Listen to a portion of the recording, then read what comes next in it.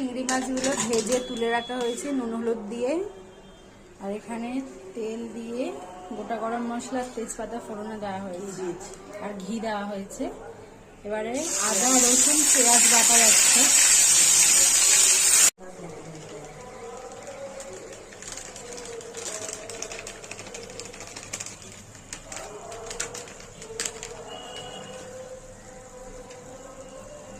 Tomato গুঁড়ো লঙ্কা দেওয়া হলো, এবারে হলুদ দেওয়া হলো,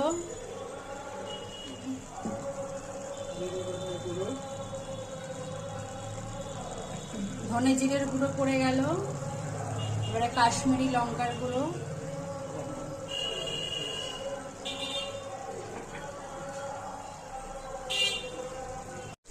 সব গুঁড়ো মশলা দিয়ে কষে যাওয়ার পর এবারে নুন মিষ্টি আন্দাজ মতো স্বাদ মতো যে যেরকম খায় ওটা দিয়ে এবারে নারকোল বাটাটা দেওয়া হচ্ছে। এখানে নারকোল বাটা দিয়ে এবারে ভালো করে ওটাকে আবার কষাতে হবে, রান্না করতে হবে।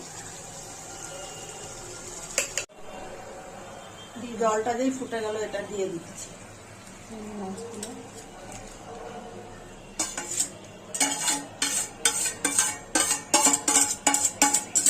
হয়ে গেছে, এবার একটু গরম মশলার গুঁড়ো দিয়ে দিলাম,